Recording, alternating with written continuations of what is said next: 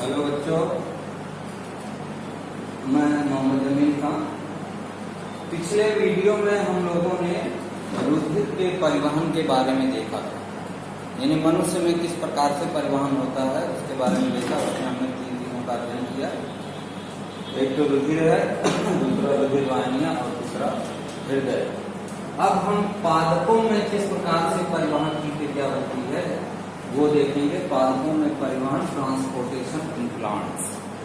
तो पादपों में 2 चीजों का परिवहन होता है। एक है जड़ों द्वारा जो जल और खनिज लवण अवशोषित किया जाता है, वो जल और खनिज लवण जो है वो जाइलम के द्वारा, जाइलम ऊतक के द्वारा उसका परिवहन किया जाता है। जाइलम में जाइलम वाहिकाएं होती हैं, इन्हीं वाहिकाओं के द्वारा ही जड़ों द्वारा अवशोषित जल और खनिज लवणों का परिवहन होता है। यह एक दिशीय होता है, यानी जड़ नीचे से लेकर के जल जो है वो ऊपर शीर्ष तक पत्तियों तक पहुंचाने का काम करती है। एक ही दिशा में होता है, एक दिशीय होता है। दूसरा है पत्तियों में जो भोजन बनता है, मीजोफिल या पर्णमध्योतक कोशिकाएं जो होती हैं, उसमें दिन के समय जो भोजन बनता है वो भोज्य पदार्थ का भी परिवहन होता है। भोज्य पदार्थों का परिवहन उन कोशिकाओं में जो भोजन बनता है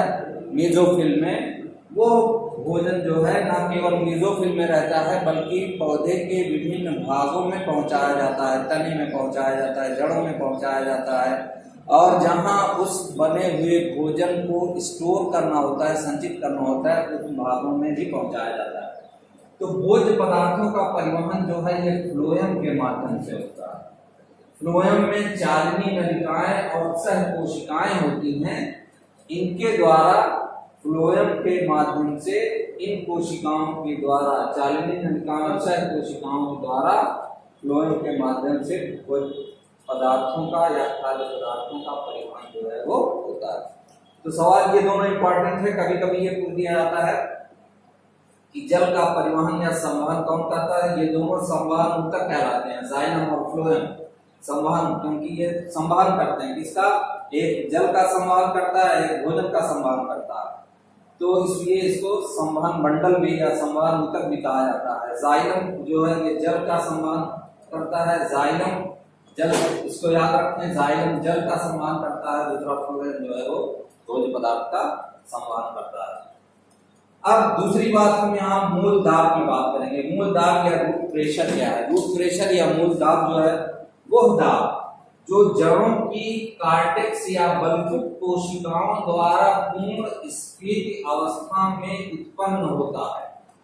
कार्टेक्स की कोशिकाएं या बलफुट की कोशिकाएं जब पूर्ण स्फीत अवस्था में हो जाती हैं, पूरी तरीके से वो फूल जाती हैं, टर्जिड स्टेज में हो जाती हैं, तो उसके फलस्वरूप, स्फीत के फलस्वरूप एक दाब उत्पन्न होता है जड़ों की कोशिकाओं में, जिसके परिणाम स्वरूप कोशिकाओं में एकत्रित जल जो होता है वो जल न केवल वाहिकाओं में बल्कि तने में भी चढ़ जाता है। इस दाब को मूल दाब या रूट प्रेशर कहा जाता है। रूट का मतलब जड़, मूल, रूट प्रेशर। तो रूट प्रेशर ऐसा दाब है, वो दाब है जो जड़ों की कार्टेक्स की कोशिकाओं में, एक कोशिकाओं में पूर्ण स्फीत की अवस्था में उत्पन्न होता है। यह कब उत्पन्न होता है? जब कार्टेक्स की कोशिकाएं पूर्ण स्फीत अवस्था में हो जाती हैं, तब यह मूल दाब उत्पन्न होता है। और इस दाब के कारण से, मूल दाब के कारण से जल जो है वो कोशिकाओं में जो एकत्रित जल हुआ है वो न केवल वाहिकाओं में जल, वाहिकाओं के माध्यम से ऊपर जाता है, तो सिर्फ वाहिकाओं में ही नहीं जाता है बल्कि वो तने में भी कुछ ऊंचाई तक चढ़ जाता है। इस दाब को मूल दाब या रूट प्रेशर कहा जाता है। अब एक चीज और, रसारोहण, या इसको कहते हैं असेंट ऑफ सैड, रसारोहण। रसारोहण क्या है? पादपों में या पौधों में जड़ों से जल और खनिज लवण अवशोषित किया जाता है। ये तो आपको पता ही होगा कि पौधों में जड़ों द्वारा, जड़ों का काम क्या है? जल और खनिज लवण का अवशोषण करना। तो पादपों में जड़ों से जल और खनिज लवणों को अवशोषित करके ये क्या होता है, जड़ों द्वारा जो जल और खनिज लवण अवशोषित हुआ है वो तने से शीर्ष तक, शीर्ष पे पत्तियां पाई जाती हैं, तने से होता है वह शीर्ष तक या शीर्ष या पत्तियों तक पहुंचाने की क्रिया जो है इसी को रसारोहण कहते हैं। यानी जल और खनिज पदार्थों को जड़ों से लेकर के तने के शीर्ष यानी पत्तियों तक पहुंचाने की क्रिया क्या कहलाती है, रसारोहण कहलाती है, या इसको कहते हैं असेंट ऑफ सैड। तो ये रसारोहण हो गया। अब इसके बाद रसारोहण के बाद जो रसारोहण की क्रिया होती है, इसके बाद हम थोड़ी सी बात करेंगे वाष्पोत्सर्जन की क्रिया। वाष्पोत्सर्जन क्या होता है बच्चों? तो वाष्पोत्सर्जन का मतलब है वाष्प का उत्सर्जन, वाष्प जल का भाप में बदलना, वाष्प में परिवर्तित होना, वाष्पोत्सर्जन। उत्सर्जन इसको कहते हैं अंग्रेजी में ट्रांसपीरेशन।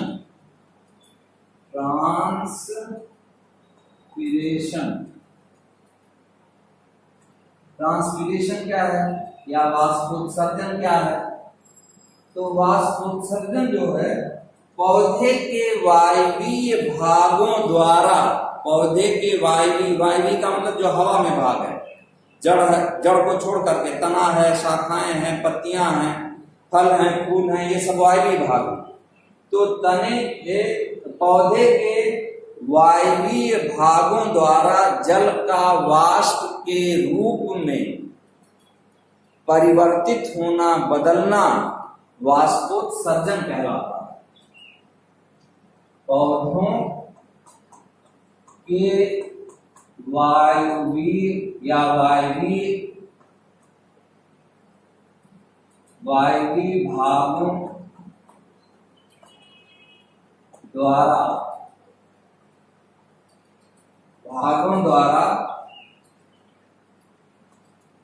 जल का वाष्प में बदलकर बाहर निकलना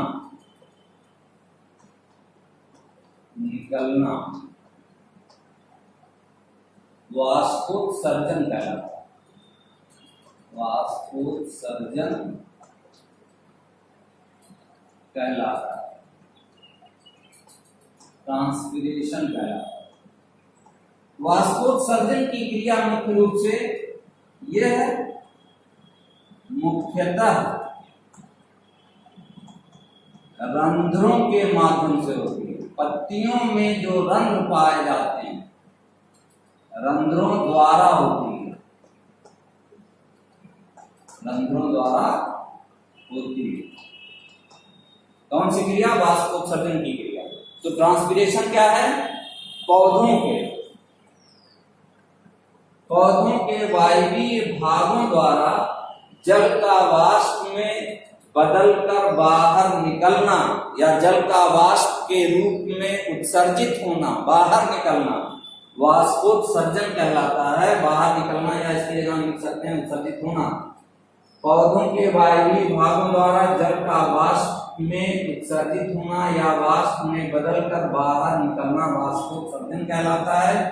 यह क्रिया यानी वाष्पोत्सर्जन की क्रिया मुख्य रूप से किसके द्वारा होती है? यह क्रिया मुख्य रूप से होती है रंध्रों के माध्यम से। जो छोटे छोटे छिद्र पाए जाते हैं पत्तियों में, उनको हम क्या कहते हैं? रंध्र कहते हैं। तो रंध्रों के माध्यम से ही ये वाष्पोत्सर्जन की क्रिया जो है वो मुख्य रूप से होती है। अब इसका महत्व या इसकी आवश्यकता, वाष्पोत्सर्जन का महत्व या इसकी आवश्यकता, ये भी इंपॉर्टेंट है, पूछा जाता है। वाष्पोत्सर्जन क्या है ये भी इंपॉर्टेंट है। तो इसका महत्व या इसकी आवश्यकता, पहला तापमान का नियमन करना, तापमान का नियमन करना।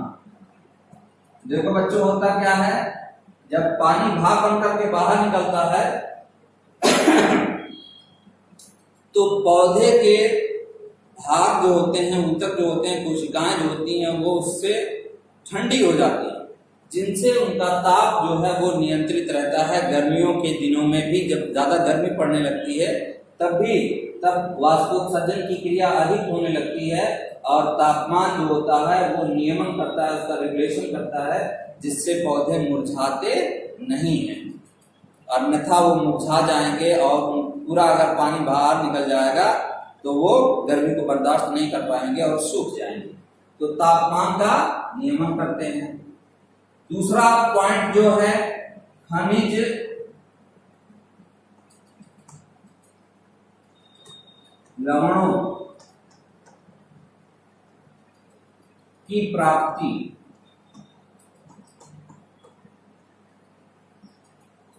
जब जड़ों द्वारा जल अवशोषित किया जाता है और आवश्यकता से अधिक जो जल है वो भाप बन करके जब बाहर निकलने लगता है, तो वो भाप जब जल के साथ खनिज लवण भी अवशोषित होते हैं, तो जल भाप बन करके जब बाहर निकलता है तो जो खनिज लवण होते हैं उनकी प्राप्ति पौधों को होती है, या पौधे जो होते हैं उन खनिज पदार्थों को स्टोर कर लेते हैं, संचित कर लेते हैं। तीसरा पॉइंट है कि आवश्यकता से अधिक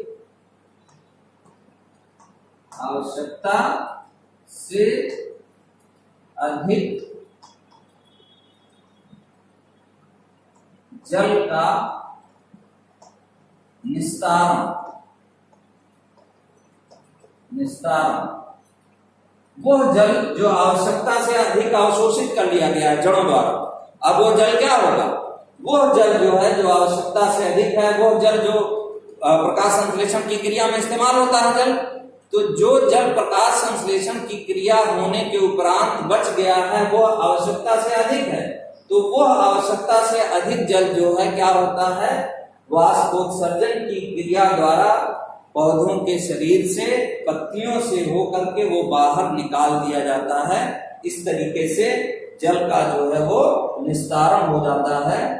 अच्छा, एक चीज और लास्ट में, रसारोहण में सहायक, रसारोहण में सहायक, रसारोहण में सहायक।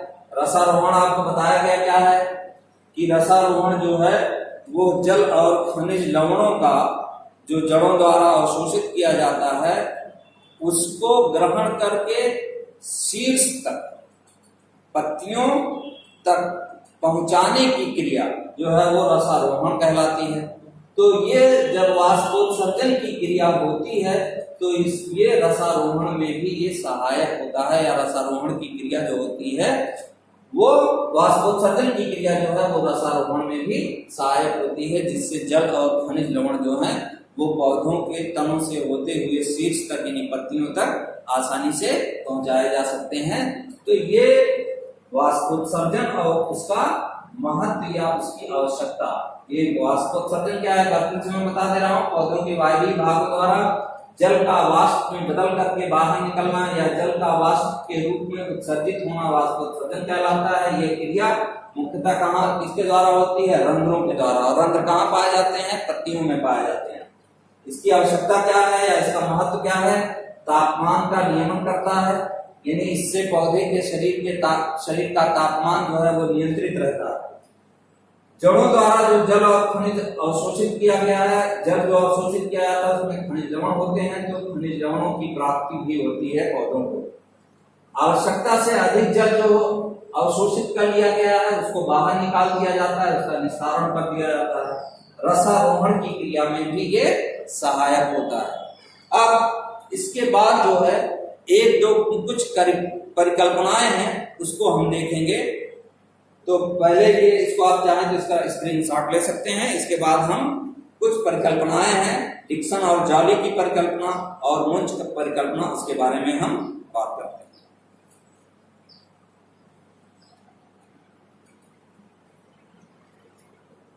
हाँ बच्चों, तो ये सिद्धांत है डिक्सन व जॉली का सिद्धांत, या इसको कहते हैं वाष्पोत्सर्जनाकर्षण ससंजन तनाववाद, ट्रांसपीरेशनल कोहेशन टेंशन थियरी। तो डिक्सन और जॉली ने, ये दो साइंटिस्ट थे, उनके नाम पर ये सिद्धांत रखा गया है। इन्होंने क्या बताया, दो बातें बताई इस सिद्धांत के अनुसार, दो बातें। नंबर एक, वाष्पोत्सर्जनाकर्षण क्या है? वाष्पोत्सर्जन की क्रिया जब होती है तो जब पानी बाहर निकलता है तो एक खिंचाव उत्पन्न होता है, उसको ट्रांसपीरेशन पुल कहते हैं, या उसी को वाष्पोत्सर्जनाकर्षण कहते हैं। पानी भाप बन करके पत्तियों से या वायवीय भागों से भाप बन करके बाहर निकलता है तो पानी का एक खिंचाव, पानी के अणुओं के मध्य एक खिंचाव उत्पन्न होता है, उसको वाष्पोत्सर्जनाकर्षण कहते हैं। तो उस वाष्पोत्सर्जनाकर्षण के कारण जल स्तंभ जो है उस पर एक तनाव हमेशा बना रहता है, जिससे जल का स्तंभ या जल के अणुओं के मध्य जो है एक तनाव बन जाता है, जिससे वो जल के अणु हमेशा ऊपर की तरफ ही खींचते चले जाते हैं। दूसरा है, आपको पता होना चाहिए कि एक ही प्रकार के अणुओं के मध्य जो होता है वो ससंजन बल लगता है, तो जल के अणुओं के मध्य भी एक बल काम करता है, उसको ससंजन बल कहते हैं। और अलग अलग अणुओं के बीच जो जब बल कार्य करता है, उनके बीच भी बल कार्य करता है, उसको असंजन बल कहते हैं। तो जल के अणुओं के मध्य ससंजन बल तथा जल एवं जाइलम वाहिकाएं जिसमें जल जाता है, तो जल और जाइलम वाहिकाओं के मध्य भी एक बल काम करता है, उसको कहते हैं असंजन बल। इनके कारण, ससंजन और असंजन बल के कारण भी जल का एक अटूट स्तंभ का निर्माण होता है। जल कंटिन्यूअस जो है ऊपर की तरफ ही बढ़ता खिंचता चला जाता है। तो ये दो चीजें हैं, एक वाष्पोत्सर्जनाकर्षण के कारण जल स्तंभ पर तनाव बना रहता है लगातार, और जल के अणुओं के मध्य ससंजन तथा असंजन बल, जाइलम वाहिकाओं और जल के मध्य जो असंजन बल होता है, इसके कारण भी जल का एक अटूट स्तंभ का निर्माण होता है। और इस कारण से जल जो है वो जड़ों द्वारा अवशोषित होने के पश्चात ऊंचाई तक, काफी ऊंचाई तक जो है वो पहुंचता रहता है। इसको डिक्सन व जॉली का सिद्धांत कहते हैं, या इसको वाष्पोत्सर्जनाकर्षण ससंजन तनाववाद कहते हैं। ये बातें मेरी समझ से आपके दिमाग में आ गई होंगी। वाष्पोत्सर्जनाकर्षण के कारण एक खिंचाव उत्पन्न होता है, जिससे जल के अणु जो होते हैं उस पर तनाव बना कंटिन्यूअस बना रहता है। जल के अणुओं के मध्य भी एक बल काम करता है, उसको ससंजन बल कहते हैं। जल और जाइलम वाहिकाएं जो होती हैं उनके बीच भी एक बल काम करता है, उसको असंजन बल कहते हैं। तो उसके कारण भी जल का एक अटूट स्तंभ जो होता है वो बन जाता है, जिसके कारण जल हमेशा ऊपर की तरफ ही खींचता चला जाता है। तो इस वजह से इसको वाष्पोत्सर्जनाकर्षण ससंजन तनाववाद कहा जाता है। अब एक है मुंज की परिकल्पना। पौधों के कोशिकाओं में, मेसोफिल कोशिकाओं में या पत्तियों में जो भोजन बनता है, पत्तियों की जो मेसोफिल कोशिकाएं होती हैं उसमें जो भोजन बनता है, वो भोजन का स्थानांतरण किस प्रकार से होता है, वो है मुंज परिकल्पना। तो इस परिकल्पना के अनुसार खाद्य पदार्थों का स्थानांतरण जो है वो खाद्य पदार्थों की अधिक सांद्रता वाले स्थान से खाद्य पदार्थों की कम सांद्रता वाले स्थान की ओर होता है। जहां खाद्य पदार्थ बन रहा है लगातार कंटिन्यूअस, मेसोफिल कोशिकाओं में क्या करता है, दिन के समय भोजन बनता रहता है। तो जो जहां भोजन बन रहा है वहां भोज्य पदार्थ की अधिकता हो जाती है, यानी भोज्य पदार्थों का सांद्रण वहां अधिक हो जाता है। तो वहां भोज्य पदार्थों का सांद्रण अधिक है, और बाकी तमाम जगहों पर जैसे जड़ है, तना है और दूसरी जगहों पर वहां जहां भोजन नहीं बनता है वहां भोजन का उपयोग होता है। तो भोजन का उपयोग होता है, इस कारण से वहां भोजन की कमी होती है। तो वहां भोजन की सांद्रता जो है या भोज्य पदार्थ की सांद्रता जो है वो कम हो जाती है। तो होता क्या है कि अधिक सांद्रता वाले स्थान से भोज्य पदार्थ जहां अधिक मात्रा में है वहां भोज्य पदार्थों की सांद्रता अधिक है, तो भोज्य पदार्थों की अधिक सांद्रता वाले स्थान से भोज्य पदार्थों की कम सांद्रता वाले स्थान की ओर इस भोज्य पदार्थों का स्थानांतरण होता है। इसी को भी कहा जाता है मुंच की परिकल्पना या मुंच हाइपोथेसिस कहते हैं इसको, या मुंच की परिकल्पना कहते हैं, मुंच की परिकल्पना। और खाद्य पदार्थों का स्थानांतरण किस प्रकार से होता है? खाद्य पदार्थों का स्थानांतरण आपको पता होना चाहिए, इसके पहले ही बताया गया कि खाद्य पदार्थों का स्थानांतरण जो है फ्लोएम के द्वारा होता है। फ्लोएम में दो कोशिकाएं होती हैं, एक होती हैं चालनी नलिकाएं और एक होती हैं सह कोशिकाएं। तो चालनी नलिकाओं और सह कोशिकाओं के द्वारा ही भोज्य पदार्थों का स्थानांतरण होता है। कहां से कहां होता है? अधिक सांद्रण से कम सांद्रण की ओर होता है। कम सांद्रण की ओर जहां भोजन नहीं है, या बहुत ऐसी जगह होते हैं जहां भोजन बनता नहीं है, वहां पर स्टोर होता है, संचित होता है, तो वहां पर जाकर के वो भोजन जो होता है वहां स्थानांतरित होकर के संचित हो जाता है। भोजन, एक चीज और जान लीजिए, भोजन जो है वो बनता किस रूप में है? ग्लूकोज के रूप में। भोजन ग्लूकोज के रूप में बनता है और उसका स्थानांतरण जो है वो सुक्रोज के रूप में होता है। सुक्रोज इसको चीनी कहते हैं।